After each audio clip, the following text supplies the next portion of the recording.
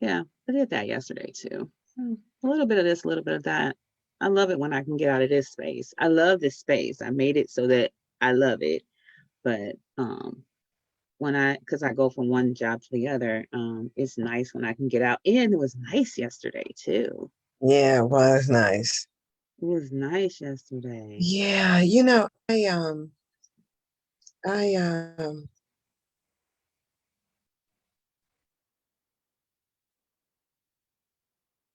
mhm.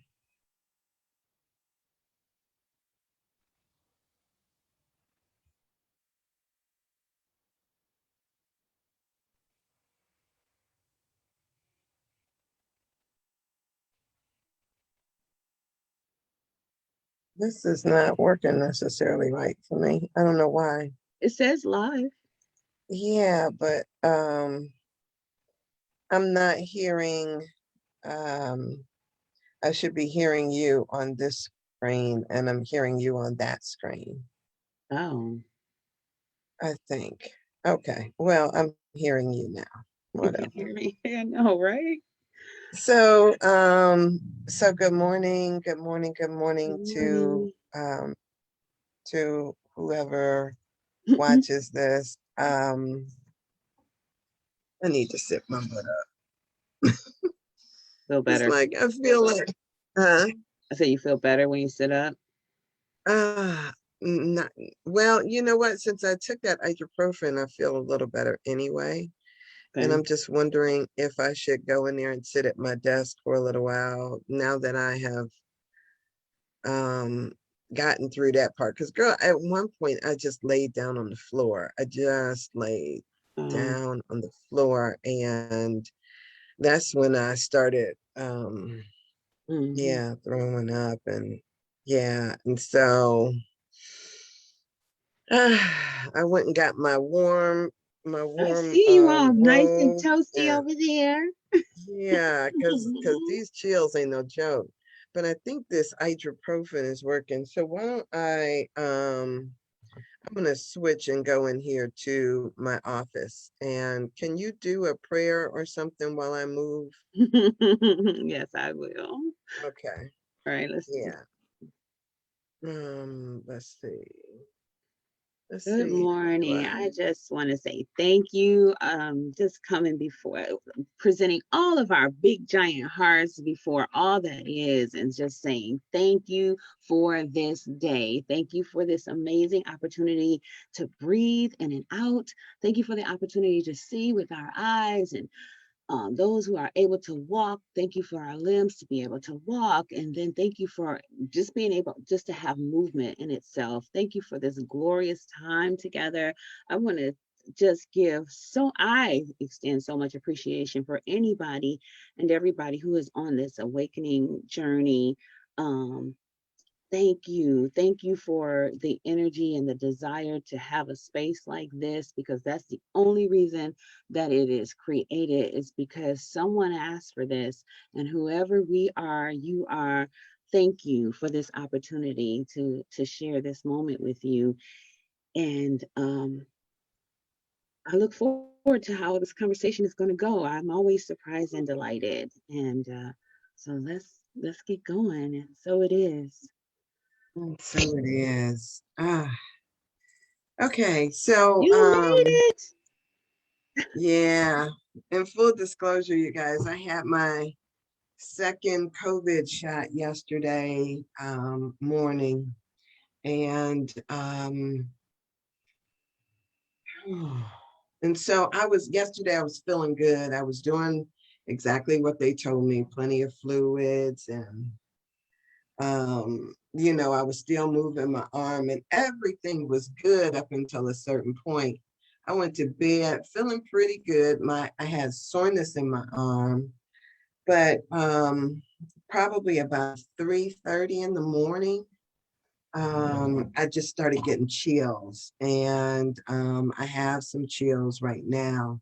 And so I slept past the 5 o'clock group. I slept all the way until the dog said, "Look, we got to go out to the bathroom." And won't dogs do that to you? You ain't got time to be sick when she needs to go out. So, so I got up and then it all came up, something came up, and laid on the floor for a minute. And so now here I am trying to get it together. And I know I'm supposed to be here today, so it wasn't like I was going to just cancel. I just have to get myself together so we could do this doggone thing. And you know how I'm always talking about it takes a minute for this computer to get together. So I'm sitting here, I'm trying to sign in and just, it's coming. So we can hear and see you on this one. It looks fine. yeah, yeah, but you know how I am. I'm much rather. I'm going to try to sign in on the other one anyway, but yeah. So I am excited about today because Stephanie is finally back. How's you've been working this week? I'm still How's the work working week today. going? I'm still working. I got some help. But yeah, it's good. It is really, really good. This working and doing this is creating such clarity for me. So I appreciate the um experience of having to juggle two things right now because it's getting me clear, more and more clear. So I appreciate it. So it's good. It's been busy. It's been busy. You could tell that people are up and about, and so yeah, yeah, it's been busy, but it's been good, and I'm excited. I just got a message on my phone, a little IM message that says everything is good and it is getting even better. Yes. Good morning, Nasia. Good morning. I always have feel insecure about pronouncing her name, even though she's told me 100 times probably how to pronounce her name. I always feel a little insecure about it. But it's all good. I'm sending out love. Sending out Absolutely. love to you, and to everybody who is on the call. Um, so I'm excited to talk to you guys today because over when I woke up at 3 a.m, it was like I was inundated with just messages, like, yeah, just these wonderful messages about life's journey. And even though I was having chills, it was like I was in this space where I kept thinking, oh, let me remember what I'm thinking about. Let me remember what I'm talking about. And that becomes a struggle, especially when you're about to go back to sleep. But here's what I tell you that I know is that for as long as I have been, I wonder why this sun is so bright on me. For as long, here we go. Let's see. I'm gonna.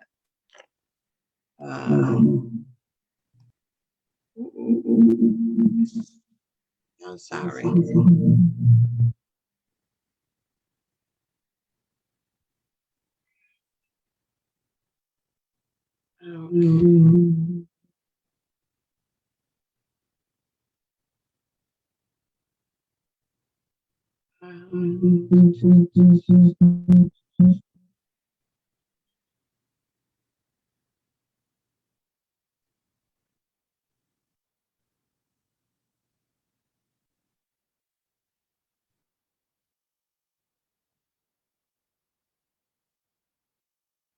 Okay. Okay, I think that's it. But now I don't know if they could see me on Facebook. It says that we're live on Facebook. It is. It says that we're live. You want me to? Um, Nicia, can you confirm if you can hear us, please? I know it's going to take a second, but I'm not sure if Erica is online yet, I see but we're on. I can, see us right here. I just turned mine okay, on my phone. okay, she said it's fine. Thank you, thank you, thank you. Yeah. So, so I will tell you that,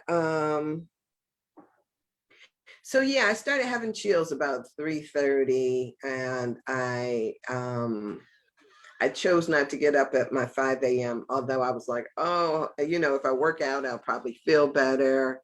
If I was going through all the things thinking to myself, Mm-hmm. I'll feel better if I just keep it moving. But who I just crashed a few minutes ago. So that's why I took that. And because I very rarely get headaches or anything like that. So I don't really keep that kind of medicine, pain medicine or anything in my house. Mm-hmm. Whenever I get a headache, it's almost like I gotta go somewhere because I'm trying to figure out why do I have. Why? Yes. What did I eat? What did I not eat? Maybe I'm dehydrated. Mhm. That's the changes I go through too. Yeah, yeah. So I just took some prescription ibuprofen, which Oh, well done. Yeah. You'll be yeah, knocked out. yes, I've had chills. I'm having chills, and but what I know is, and I've been doing speaking for, I don't know, 20 or 30 years, and I know that once I stand up, usually the symptoms disappear until I finish. Okay.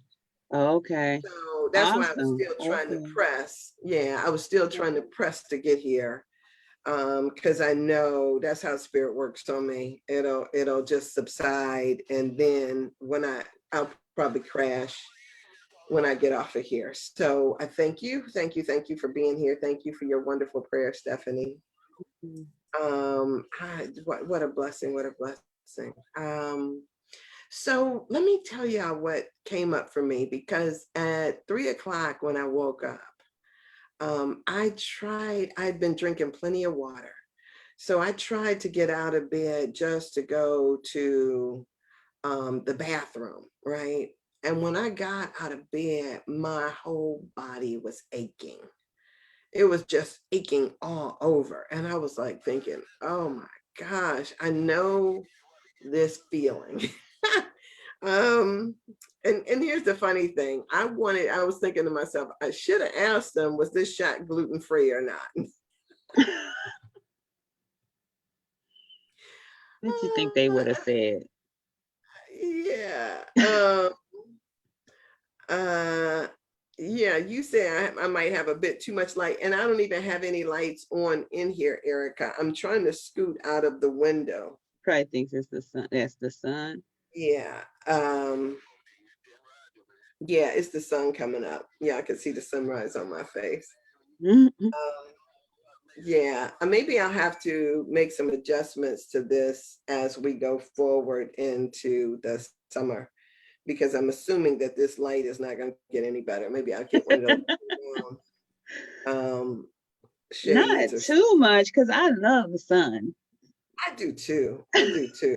But I but give it that. I know that it washes me out though when I'm sitting Mm-hmm. directly. Mm-hmm. So I hope that this is a better position. So let me tell y'all this. It came to me while I was going through my aches and pains, my body aches, that about how I learned about celiac disease and the effects of gluten. And I tell this story to people all the time because it was such a blessing to me. I had gone over to when I first started dating Alan, he took me to Paris. That was like our first major trip. And you guys, you know, people have very different travel ideas and expectations and all of that stuff. That's not something you should do when you first start dating somebody, because it just didn't. Anyway, we had Alan is a planner. So when he decided that we were going to Paris, I was just excited about going to Paris, right? Because even though I studied in Italy, I had never gone to Paris. So he made reservations at all of these amazing restaurants, like that you had to have your reservations in months in advance. Like even when we went to the Wow. The Eiffel Tower had, if you were any less than 6 months out, you probably wouldn't get a table. So he made all these reservations at these wonderful restaurants because he's a true foodie. And this one little restaurant we went to was off in the cut, and it got these rave reviews. And let me tell you about this little place. It was a little restaurant that maybe can seat 15 to 16 people. It's like setting up a restaurant in your, like in your dining room, and you put all these little bistro tables around, and there's one man who comes out of his kitchen and he takes the orders of everybody. And maybe you have two, maybe three food choices that you can get, but he takes your order and then he goes back to the kitchen, he prepares it, and then he brings it out. This is like a one-person show. Wow. Yeah, it was. Okay. and and it was, I mean, it was wonderful. It was a wonderful experience. I had never, they have a place here in Cleveland that does the same thing. I think it's called Dupree, where it's a one-man show. He runs a small restaurant and he comes out, takes your order, cooks your order, delivers it, gives you the bill. And so don't go there if you're hungry. You go there when you think, oh, I could eat. Because what happens is if he gets busy, he's only one person, right? Good food, but still it's kind of the same boutique kind of setup. So anyway, we're sitting there in this restaurant in Paris, and the tables are really close together. As you can imagine, like I said, it's in your dining room. And so this guy and his wife are sitting right like in our laps, so to speak. And they're texting and stuff on their phone. And I'm looking at them like, are you guys from the US? Yep. And I was like, and you can text message over here? Yep. And so, they started talking about how they had T-Mobile. So that was the first thing that they shared with us, was the T-Mobile international stuff. And so, they were like, what are you guys celebrating? That was kind of the next question. And the guy says, I'm celebrating life. He says, for the last few years, he says, if I wasn't in a wheelchair, I was walking on a walker. And he says, and I had such a hard time getting anywhere. I couldn't work. I've been, totally dependent on my wife. He was going through all of that stuff. And he says, and he finally got this doctor who decided to run some tests on him and found out that what he had was celiac disease. Wow. And so he said when he cut out all the glutens out of his diet, he was like, he stood up and he was like, look, I can move. And he started moving it. He was like, look, I'm healed. And he says, and who knew all it took was cutting out them darn glutens. So it got me to thinking. I have had like an uncle who was in a wheelchair because he had crippling arthritis. My dad had hip replacements because of arthritis. People have real serious like joint issues. And you just say, oh, that's arthritis. And you start taking the arthritis medicine, but you never really think that it's in your diet. And so I started like saying, you know what, let me check out and see if this could possibly be, when I have issues, let me see if it could possibly be my diet. Mm-hmm. So I noticed that there are certain things that I can eat that make my joints hurt. Mm-hmm. And so I tell this to everybody because, we have a nation, a country that is so like, going to the doctor, you solve my problem. without ever saying to themselves, you know what, let me try and see. Because we want to peel. We want the easy way out. Mm-hmm. We don't want to have to work for it. Mm-hmm. And so when you pick up a book like Anatomy of the Spirit, and it says that you have to participate in your own healing, Mm-hmm. duh, right? Mm-hmm. You you don't just, I mean, to go to somebody and say, here, you handle this is such what's the word? Disempowering, Yes, disempowering, um, dependent, powerless, vulnerable. impotent. Yeah. An Wow. impotent That's way of pretty big. dealing. Yes. It's an impotent way of dealing with the issues that you might have when all you do is look to somebody else to solve your issues. Mm-hmm. So for me, it was a thing of, when I started like recognizing, because, there's a lot of things I used to, right? Because I don't eat meat anymore, but I used to love ribs. But if I had more than 2 or 3 bones, girl, my ankles would be like on fire. Wow. Okay. Oh my gosh. It would be like, like I would walk around feeling like I had the heaviest legs in the world. So what do? I'm gonna stop eating what doesn't serve me. And there are a lot of ways that we can look into our own diet and become, become proactive when it comes down to dealing with our own issues. But not enough people do that. People want you to go and run some empirical test and then tell me what's wrong, right?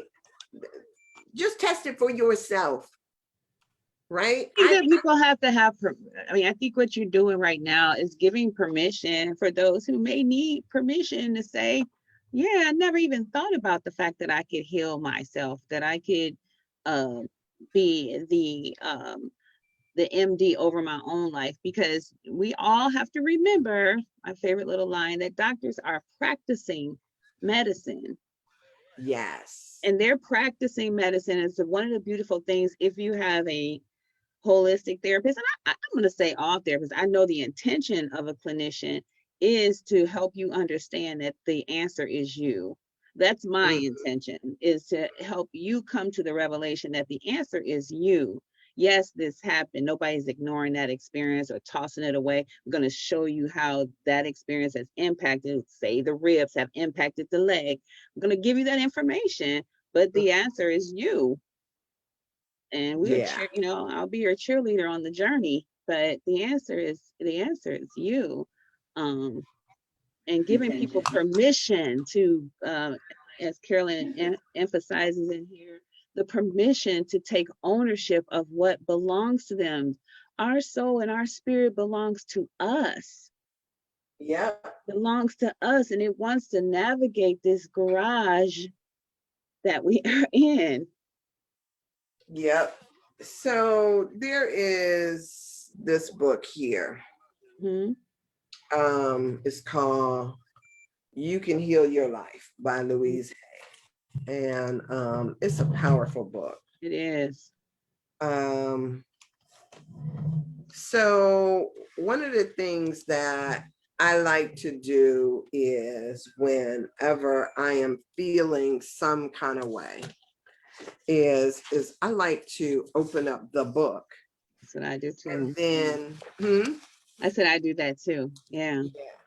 yeah, and see what kind of corresponding um ideas they have with this. And so it doesn't always, like when I was talking about that breast abscess I had in there, it doesn't always seem like it correlates, but it gives you stuff to work with.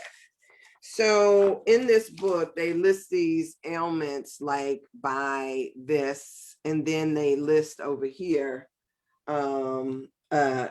possible causes of that. And then they list over there like affirmations that you can begin to work on. So I want to see if I just take, I'm going to do, let's see. Because, sometimes we just got to go with, so, so here's, I'm going to read a couple of these. The pancreas or the pancreatitis, pancreas resents the sweetness of life, right? And you got to ask yourself, what does that mean for you?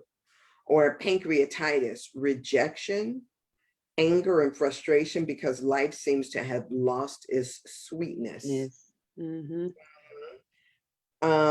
If you look at, let's see if I can find OPQR,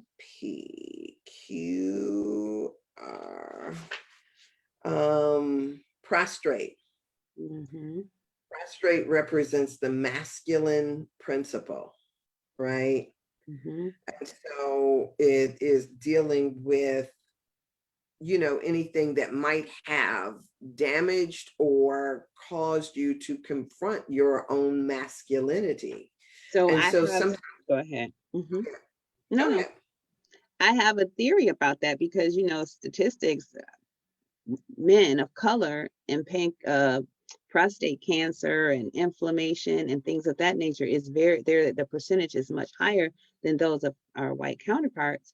And it makes sense if we talk about slavery and the demasculation of the man of color and him having to constantly having to stand and affirm his masculine, and so he's always being demasculated by society, by women, by just in general, the energy of that, the energy towards a man of color is always challenging and questioning and taking away his right or ability to actually stand fully in the essence of his maleness. And I just found when I read that and realized, the statistics, just even in my own family with that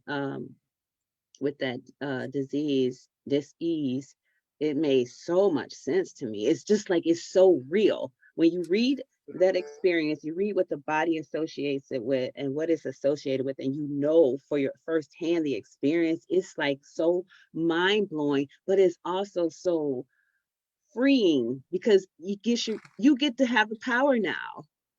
You get to learn to ask the right questions. Yeah. And that when we are constantly looking to somebody else, and first off, we don't recognize, a lot of people don't recognize that all illness happens in the mind first. All illness is a part of the energetic body. And so it starts off there. And when you're feeling disempowered in a particular area of your life, then that shows up in your health. Remember, your biography becomes your biology. It shows up in your life. And so then how do we begin to work to get that back, becomes the question. How do we, if it is the potency in life, how do we put ourselves in a place where we begin to reclaim that for ourselves? And so I love the way that Carolyn Miss, right at the top of page 60 in my book, in your book, she says this thing. She says, remember that the task is to move through your wounds, not live in them, right? So when you have something that comes up, it comes up to show you a deficit or a place in your life where you need to begin the healing work or to fix something, right? Just like if when you're driving a car, the knocking sound that you hear doesn't mean that now all of a sudden you just get rid of the car. It means that's a symptom of a problem, and you need to address the symptom before it becomes a real problem. And so everything is like that. When if yeah, if you're dealing whatever issue, and I tell you, Louise Hay in this particular book, she gives you a roundabout answer, but then you've got to really do the work to figure out what that means for you. Mm-hmm. I was just reading a book. I don't know if I have it. I'll bring it tomorrow, by Louise Hay. Oh, right here. Heal Your Mind. And it's kind of the same concept. It's one of her more recent books before she transitioned. But yeah, it's similar to the same thing. It's kind of like the next step from that. You could heal your body or heal yourself. Then this is kind of like what you were just saying about. Then there's the work that you have to do now. Once you recognize that's it. Now the challenge is, where do I go from there? How do I create a prescription for myself? Right. How do I write my own prescription for healing? Right. And how do you not live in your wounds? That for me was like one of those things where you want to just, right? How do you not? Because a lot of times what we do is we get stuck in whatever the issue was, right? We get stuck there. It's almost like, like I'm doing, we put on a robe, we take off our house shoes, and we sink down in it. And that is not the role that these illnesses are supposed to play. They are supposed to say, hey, you're losing energy, or you got a problem, you need to deal with it. And it's not for your doctor to deal with. Somebody, you just said they're just practicing. But here's the way that I like to look at doctors, and I got some great friends that are doctors, right? But a doctor is my consultant, right? They are not my fix-it person. They are not my healer or my savior. I'm going to consult with you. And because I know in this country, I need to consult with you in order to get a prescription, I might come in there and tell you exactly what it is that I need. Right? Because, and if it's not working, I'm going to say to you, it's not working. Or if it's got too many side effects, look, this got too many side effects. You don't just, just because somebody tells you something, you don't just take it and just be like, okay, that's it, and that settles it. Like, no, this is supposed to enhance.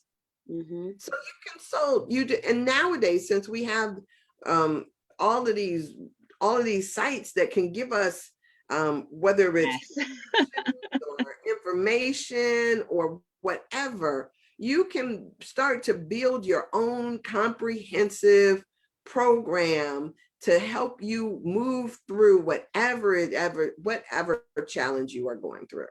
Yeah. And some doctors really appreciate it, and some doctors don't, because they're like, I'm the doctor, and they hate when we come in there with all of our information already lined up. They don't like it, but I think that is good, because you fired. That will get you fired from me. So they've learned to be more patient with you when you come in, and you are more self-aware. But and they learn too. I think a lot of, I'm gonna give everybody the benefit of the doubt. I think a lot of doctors are coming to a place where they know that information is out there, so they have to be able to have that dialogue too, to have a good exchange and not blow you off. Because now it's about customer service. Doctors used to be able to spend time, then they used to come in and out. You never spent time with them, and now they seem to be more like sit down in their little chair, pull up their computers, talk, and listen. At least that's been my experience, but that's because I too use my doctors for affirmation. I learned that from my grandmother, and now even from my mother, that doctors are there to just affirm what I've either already learned about myself, what I've already researched, or take me on another direction or other possibilities. But that's what they are. They're there to do that for us and to support us. The nurses, no, don't let me get on that. But yeah, I love my nurses. They're the ones that's in the trenches with us. But Yeah. yeah.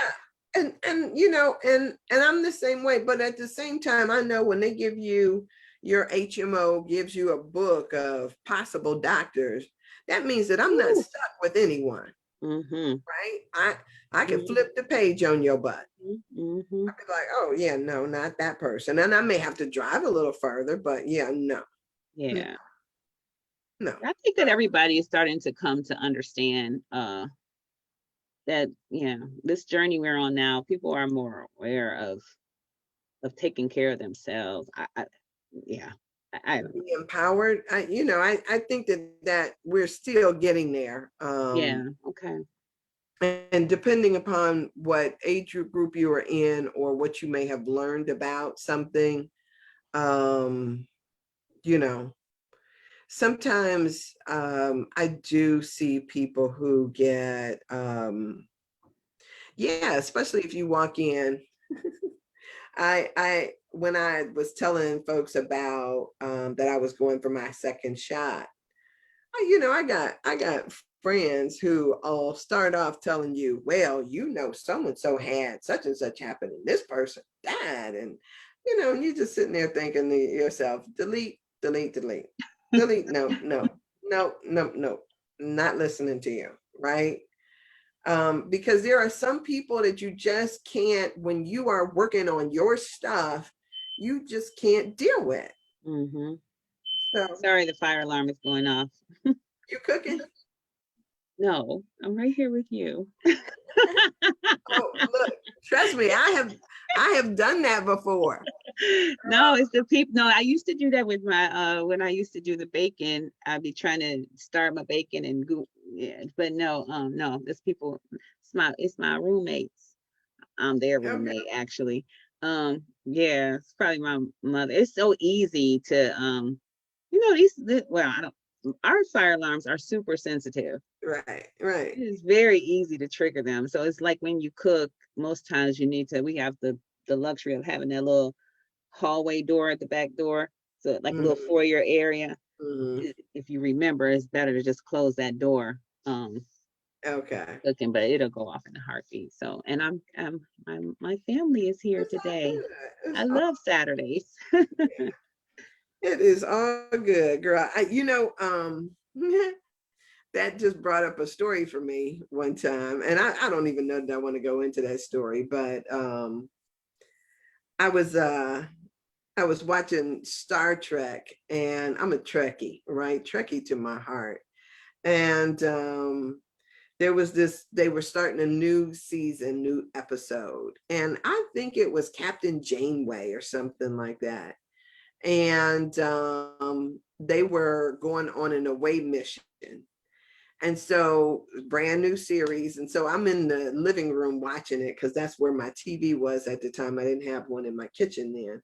I'm in the living room and I'm watching it, but I'm cooking in the kitchen and I'm running back and forth.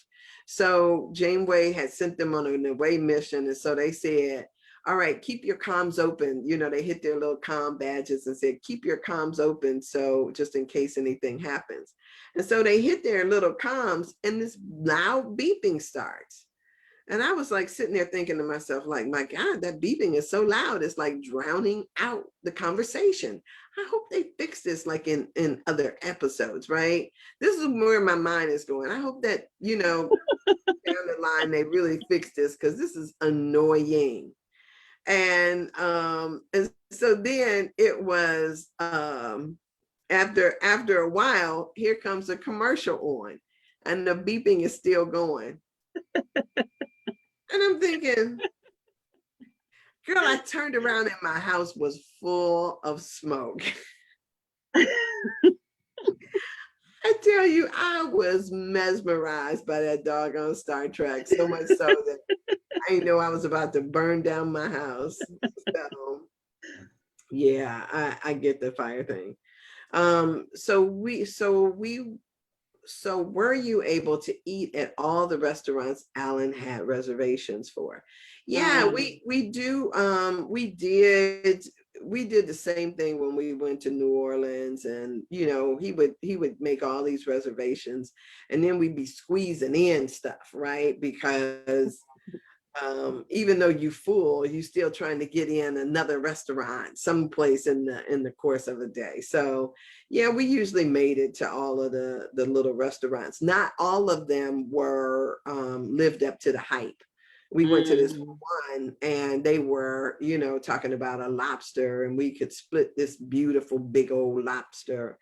And girl, we got through with that. And it was like, when it came out, it was like they had taken a lobster and cut it in half and gave us this. Now, we're Americans. We're used to having a lobster to ourselves, right? Not, or going to the, in Florida, going to the all you can eat lobster tail place, right? Not no doggone one lobster divided between two people, and then you charge us some ridiculous amount.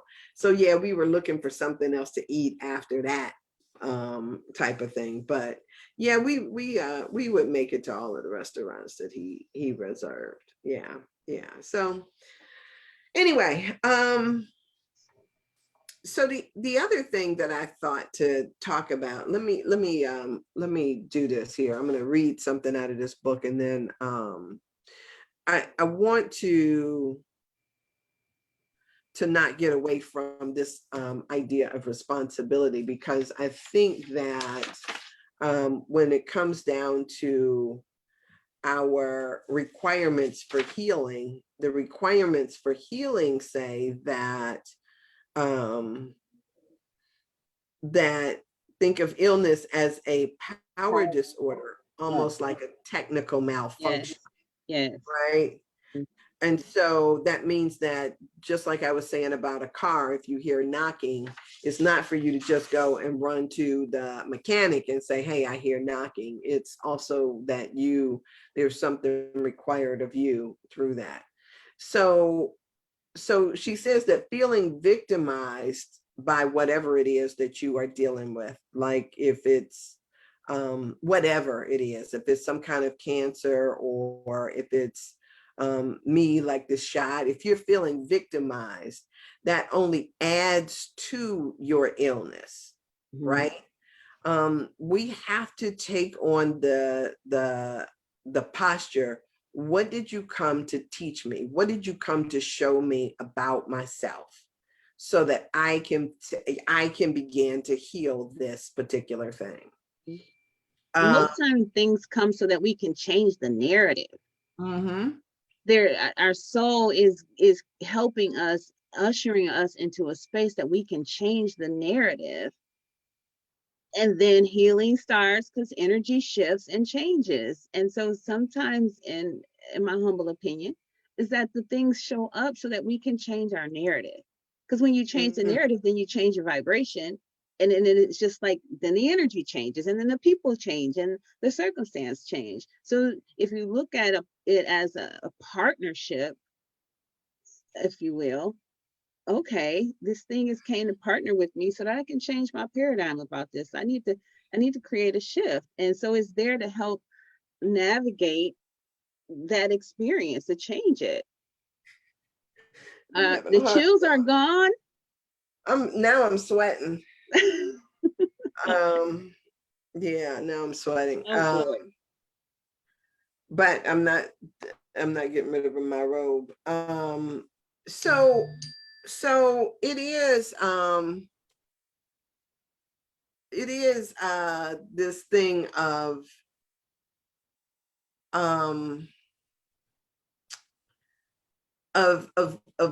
figuring out what it is that you need to do, so you can partner with the illness, that you can partner with the experience that you are going through.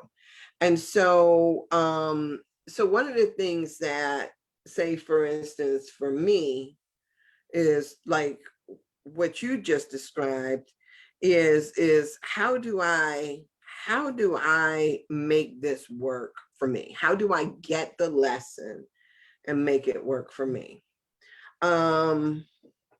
So let me let me push on a little bit through here, because I think that there is some other stuff. So she says this should become like a full-time state of mind. Mm-hmm. So if, say, for instance, you're dealing with some illness, here's I think a point that I try to get people to see, that once you know better, you're required to do better. When you don't do better, it's almost as if you speed up the process of the disease. So say, for instance, if you find out that it is your allegiance to a job or a title or a position that is problematic for you, or if you find out that, let me see, because I don't want to just deal with the common stuff like celiacs, but if you found out that celiac was something that you have running in your family, and you feel like, oh, but I love bread, oh, I love pasta, oh, I feel like give me a pill because I'm not going to, when you get in that kind of posture, what happens is you speed up the rate of an illness, because now your knowing requires action. Mm. If you say, for instance, if it's that you are in a relationship or something that is not serving your highest and best good, choosing to remain there then speeds up the process of whatever illness formation is coming up. So what some people know about me is, especially people who are close to me, that when I decide something, it's a done deal, right? If I decide that I'm not drinking coffee anymore, boom, you'll see me drop coffee. I will take a whole thing of coffee and drop it in the garbage can so quick, because I'm gonna be like Jesus. Like, this coffee, I have named it my Satan, and I'm gonna say, get thee behind me, and you gone, right? I am like that with so much stuff. When I decided that I was gonna stop eating meat, get thee behind me, you are done, right? If it what's your golden calf, that became the question that we have to ask ourselves is, what is your golden calf that you're holding up and giving all your energy to? And when you're holding it up and giving all your energy to it, it leaves nothing for you.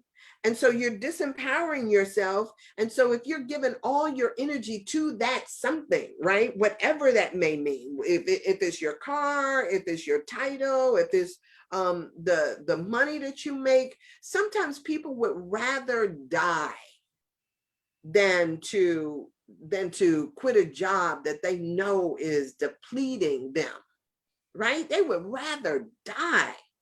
I'm like thinking like, ain't nothing. Nah, because look, I'm like Jesus. I was born here for a purpose, and I got to be about my Father's business. I got to be about doing what it is that I'm supposed to do.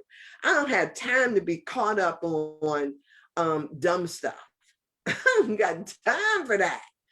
So that can be one of your get thee behind me moments, right? Because a lot of times we want to point the finger and say that it's somebody else, but we are choosing our own devils. We are choosing our own little things that we're giving our power over to. And until you change your mind about it, it will continue to wreak havoc in your life. You got to have a get thee behind me moment. So I'm going to read again. You okay, Stephanie? Oh, yeah. Mm-hmm. Okay. All right. I'm going to read this next paragraph on page 60. Do all that is necessary to support your physical body, such as taking the appropriate medicine, maintaining daily exercise programs, and eating properly. Simultaneously, do all that is necessary to support your energy body, such as releasing unfinished business and forgiving injuries from the past. right? And we talked about that in the first couple of days right after Easter, about the necessity of really beginning to clear out some old stuff that may be blocking our ability to move forward. And that is one of those things that we always have to be about the business of looking at it and saying, what is this? How is this still informing the decisions that I make in my life? And those are the big things too. I mean, because we have to be mindful that there are little things too that we pick up on our journey or give away, well, pick up negative energies and attach them to ourselves too. The big things are great. We got to do those first, the things that we're holding unforgiveness for. But then there's those little things that I think chip away too at our energy.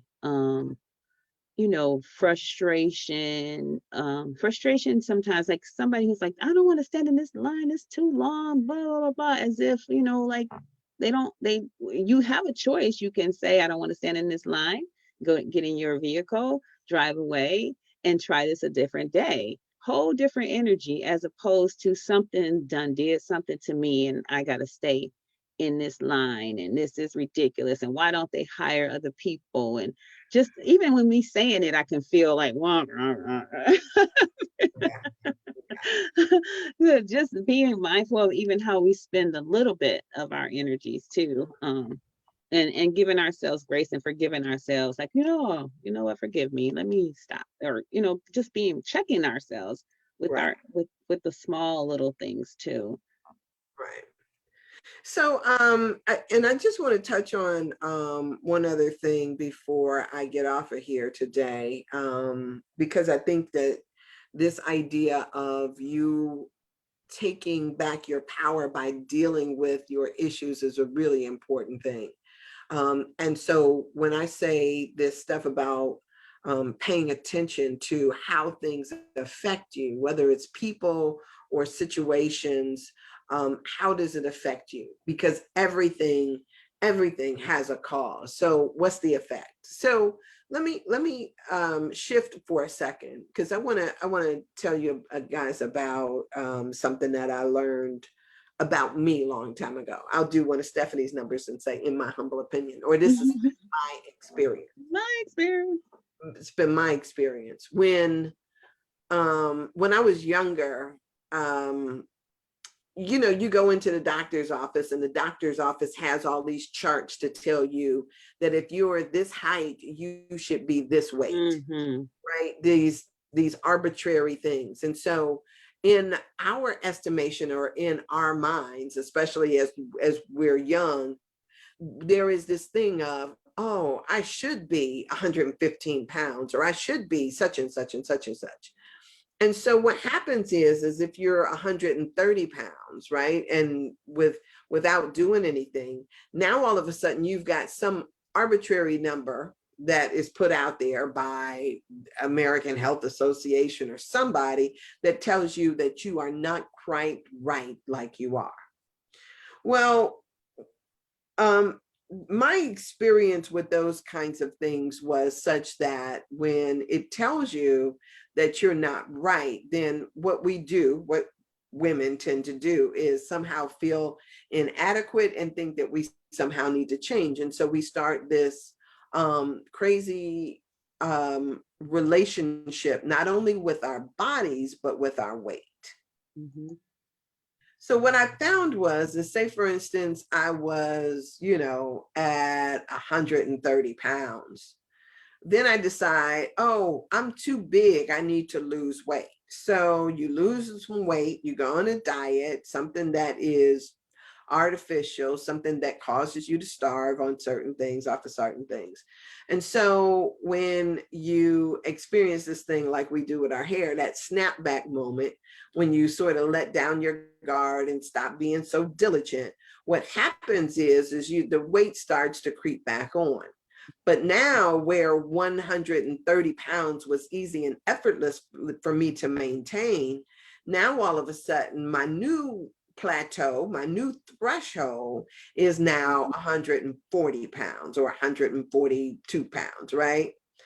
Because of the, it's almost as if to say, yeah, God, this is not quite good enough. And so I decide, okay, I'm gonna change up my relationship to my body, my food, and all of that stuff. I lose weight, I plateau at a different spot.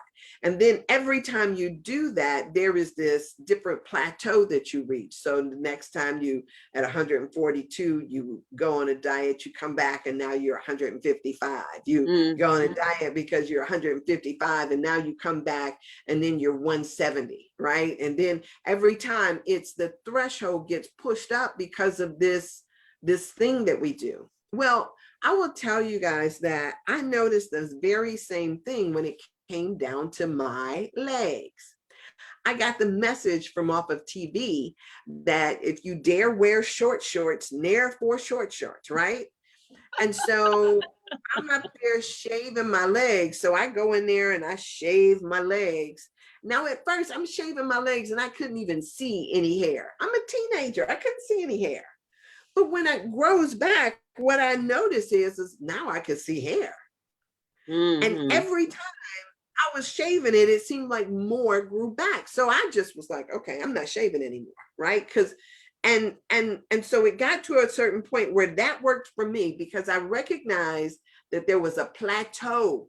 Your hair comes back and it comes back a little bit longer.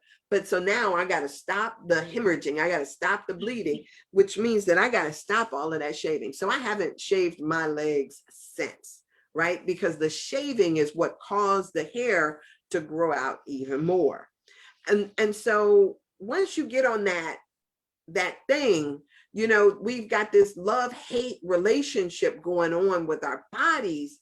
And we don't recognize this sometimes that the real enemy is not, it's not even the paper that told you were supposed to be 115. It's your own mind that is telling you that you're not good as you are. And so we got to push back on some of those ideas and some of those ideologies so that we stop falling into that trap. So one of the things that I have learned through this 5 a.m. club is I get my butt up and I do my workout, because working out is what helps me. When I do a workout and I'm losing weight, I'm still eating the same kind of food I was eating before. But now all of a sudden, because I've got a component where I'm actually burning stuff, I'm not going on that particular yo-yo. So I would say to you to pay attention to your relationship to your body and make sure that you are speaking words of love and appreciation over it, because it does, just like everything else, it reacts to your thoughts about it. Love on yourself, just love on yourself and ask it, what are you trying to say? Yeah. What do you need? What do you Yeah, need? what are you saying to me? Mm-hmm. Mm-hmm. So yeah, I would just say responsibility is a major, major thing. All right. So that was kind of what came to me this morning as I was trying to peel myself out of bed. Hope you start to Let feel me, better as the day goes by, like more yeah, and more and more and more energy comes back, and whatever's healing itself that it's doing its work, so you can't resist it, you got to flow with it. yeah, Let it do what it do. But yeah, speedy recovery sounds about right for you right now. So just recovering and repairing, sending mhm, that energy to you to repair and recover, and you allow it to happen, and not resist the whatever it's doing. And yeah. yeah. So thank you for that, right? The seventh step in here is she just says is to simplify your spirituality. And so I think that what we'll do is we Mm. will close out that section with this, and I'm gonna give you her this idea of what she says about simplifying your spirituality. Um, she says that all her earthly studies of heaven has led her to the conclusion that heaven is not as a complicated realm. She says, therefore, one's personal theology should not be complicated. Seek to believe only what heaven has issued as essential. For example, all circumstances can be changed in a moment, and all illness can be healed. Oh my God, that's so big, isn't it? Mm-hmm. Because sometimes people just think like, oh, this is a done deal. All illness can be healed. The divine is not limited by human time, space, nor physical concerns. Yes. Oh, that's big. Yes. Yeah, I mean, and that right there, in A Course in Miracles, it says that there is no order of difficulty in miracles. Right. And so as quickly as one thing can happen, a shift can happen automatically, and it just be a There, non. yeah, there's a part in a song I used to sing. Well, I sing it all the time. Home from the Wiz, the part that says, maybe I can just convince time to slow up. Yeah. And we can Yes. convince Oh, time to slow up. It just yep. down over here, Yep. just like that. Mm-hmm. Mm-hmm. Yep. Yep. Yep. Yep. Yep. Yep. Yep. That's good. So Yes. be consistent. Live what you believe, right? Yes. Live what you believe. And what do you believe? It'll show up in what you do, right? It'll show up in your activities. So if you believe healing is possible, don't just sit there with the woe is me, all of that stuff. It's like you got to stand up in that and act as if your life depends on it, right? There is that thing where I was saying, get thee behind me, Satan, because that Mm-hmm. is, I don't even believe in a Satan, but sometimes our thoughts are Yes, the this is it right that we need here. to This is, deal with. yes, Yes. this is the cesspool, right here. I mean, not our heads, but the mind of man. Like, I don't Right, mean like here, but yes, the thoughts that we have, the thoughts that we hold are the cesspool. Yeah. right. Yes. Change is constant. Every life goes through phases of difficult changes as well as peace. Learn to go with the flow of change rather than trying to stop change from occurring. Ooh, Mm. oh my gosh. Now, Oh, that's a whole you message. know, yes, I, I will tell you that there was a lot of stuff that I have tried to resist, right? Oh, yes. Even ATM machines. I was resistant to an ATM machine. I wanted to have a tailor that was going, Miss Bishop, how are you today? And take care of all my needs and all of that stuff. I was fighting up against us having um, uh, automated checkout stands. There was a whole lot of stuff that I was just totally against. And then it's like after a while, it's like you better get with the program, girl. Right. What if I'm going somewhere with this? Just pay attention and be patient. Right, right. Just you know, learn how to trust Yes. that all things are working for And your. it's possible. This is something I've been holding on to for 2 weeks now. It's a little slogan in my head. Is that it is possible now when you have this acceptance that all that is and all wherever I am, there all that is the allness of everything is. So that means that anything is possible. Like Mm-hmm, that's so huge. So mm-hmm. even in the changes that technology and how things have changed, it's possible that this is for our highest good, as opposed to the narrative like, oh Lord, now they da da da da da. Oh my goodness, now But it's possible that this is all for the highest good. Right, right, right. And so Nicaea says, yes, Stephanie, and we are the masters, right? Yeah. And so here's the thing that I usually like to tell people when we're dealing with stuff like that we have to pray from a space of all of this is happening within us. So a lot of times we are praying like God is out there, right? Yeah. But just like this book says, is that you go within and do your healing work, right? Drop Mm-hmm. down into your throat and talk to that particular area. Like, what am I not expressing? What am I not putting out there? Talk to your heart, in heart space. What is it that I need to see here? What is it that I need to do here in order to express you more fully? If I got congestive heart, Mm-hmm. why do Open I up, open have up, open up, open yeah, up, open why is up. my heart congested? Yes.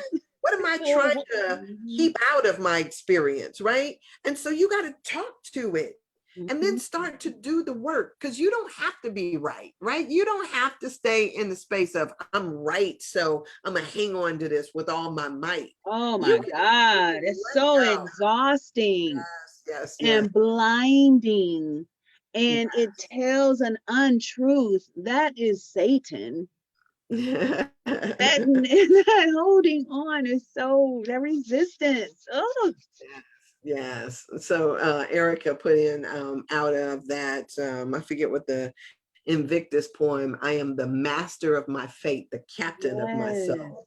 Yes. Yes. Yes. So her next point is never look to another person to make you happy. Happiness is an internal, personal attitude and responsibility. Mm-hmm. So Love yeah, that. it's Love not that. up to somebody else, right? It's not up Mm-hmm. to somebody else. It is up to each and every one of us. Life is essentially a learning experience. Every situation, challenge, and relationship contains some message worth learning or teaching to others. Whew. So for me, that's one of the reasons why I try to live my life out loud, because I know that my experiences don't come for just for me and me alone. So if you learn something about your body through cutting out all that flour and bread, or flour is bread, all of that gluten out of yourself, and figure out that, oh, when you put your feet on the floor, you're not going to hear all of these cracking and your crickety knees, right? This was my experience, and I keep telling everybody else about it because it might be something that solves some issues in your life, Because right? we are one. Yes, yes, yes, yes, yes. Right. So when I learn, you learn, right? Because I'm going to share. I'm going to share. And this idea that I'm going to keep something to myself only damages me when I Mm-hmm. try to block from you, because I Mm-hmm. don't want her to know as much, or I want to be the only one or the first one with this information. That causes the congestion, right, in your system. You got to figure out how to be the faucet and just let it flow. So listen, so it does cause the congestion in the system, because we're all one, all Mhm. connected. So if you're closed, you're part of the artery that's closed. Like literally, Yeah. figuratively and literally, it absolutely does. It creates congestion in the body. Yes. Yes. Yes. Woo. And you know what? Wow. And most of the time, I will see people who will sit there and be angry at you, or be like, So good. got rolling their eyes at you. And you be thinking, I mean, so for me, it's like, oh, let me offer this. Let me say this, because it don't have to be that way. We don't Mm-mm. have to be, we don't have to be mad. We don't have to be jealous. We don't have to be, because all these things I do, you can do also, and greater. Right? That's what Jesus Mhm. told us. All these things I do, you can do also, and greater than these. Mhm. So yeah, we gotta figure out where we're blocking. Positive energy works more effectively when negative energy in each and every situation. Positive energy works better than negative energy in each and every situation. And the TV screen that has you believing that negative energy, or beating up somebody, or just shooting them, or that stuff you don't see the way that a person's soul is tormented when they violate just this the sacredness of this universe, right? You don't see how corrosive all of that stuff is. And so positive energy is much better. Live in the present moment and practice forgiveness of others. Mm. So those are her simplified things, of just saying that, you know, that if you thought it was complicated, it's really not. That it's simple and eternal truths. They don't change based on who's in the, Yeah. you know, these are basic eternal truths that are, when applied, they bring you to a place of peace and happiness and love and all of that stuff. So yes, yes. So I think with that, I'm going to close out that first chapter of the book. And yeah, and then when we come back tomorrow, we will start in chapter 2, hopefully, God willing, the creek don't rise. This section of made in the image of God. And My favorite. yeah, yeah. So so yeah, we'll take off into that, dabble into that. But as you guys know, that I got 2 times that I'll be online tomorrow. And I'll just keep moving through my experience here that I've had with my shot. I'm claiming it as finished. Yes. And And we agree with and you. yeah, moving forward. So I'm blessing each and every one of you for being here, knowing that all things are working for your good. So in this moment, as we're giving thanks for this space and thanks for the sharing, I ask that anything that you need a healing over, anything that has been causing you, um, I offered you one, Erica. Yeah, I offered you one. I can give you a copy. I still have one left. But anything that you have issues over, just bring that to mind right here and right now. And as we bring it into our mind, into our consciousness, let's just feel it, like not just in our heads, but in our hearts. So, whatever that is, if it's a healing, if it's financial, if it's relationship stuff, whatever it is, let's just feel it in our heart space. And as we feel it there, we know that it's done. Mm.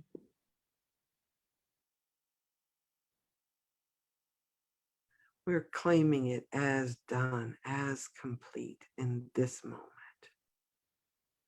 Mm-hmm. The wonderful thing is that we don't have to pick it up. We don't have to go back and question it, keep digging it up over and over again, trying to figure out. But it's done in our hearts, which means it's done in God. True. I thank you, God, for this moment, this healing, this realization. Mm-hmm. And so it is. It is. Amen, y'all. I thank you, thank you, thank you. I thank you, I thank you, I thank you. I'm so grateful, and just yeah, I'm always grateful and in awe about how when we come together, just one mind, knowing that yeah, all is done right here Yeah. first. When we know that, it just puts us at ease. We get to drop down into that space and know that it is done. Mm. And the interesting thing is that sometimes when my prayers are answered, it doesn't show up like I thought it was going to show up. It doesn't Does look it like ever? I thought it was going to look. And so I just know how to say thank you, right? I know how to stay in that space of gratitude. And then I trust that you will too, whatever it is. Um, wow, one of these days I have to talk about spiritual coercion, because sometimes we always trying to get people to do what we want them to do and be what we want them to do, you know. But this is for you, right? It's for you. So yeah, amen. We bless it. It Mhm. is done. It is done. It is done. Thank you guys for Thank being here. you. I'm so glad that, yeah, and I thank you for your prayers too, because I am feeling better at the moment, but I'm still going to crawl back into the bed. That sunlight though feels really good. Can you get that from your room? I do. It Oh, comes good. right towards me because the Oh, good. is right. Yeah. So Good. yes, I will. I'll be in there partaking of that and Good. just Good. chill, just Good. chill. All Chill right. and heal. Yes, yes. Okay, so yes, Nacia, bless your day and your steps as well. Man. Erica, thank you. I appreciate you guys for being here. And we will see you, God willing, the creek don't rise tomorrow. All right. Have a great Saturday. All I'll see ya tomorrow. All right, you all. Take care. Have an amazing rest of your day. right. See ya. See Thanks, ya. Stephanie. You're Bye. welcome. Thank you, Sandy. Mhm. All right. So this is going to take a minute before it goes off. Mm, all of this sunlight. Oh my gosh, look at my hair. It's all good. It's all good. The light of God surrounds you. The love of God enfolds you. The power of God protects you. The presence of God watches over you. Wherever you are, God is, and all is well. Blessings to you.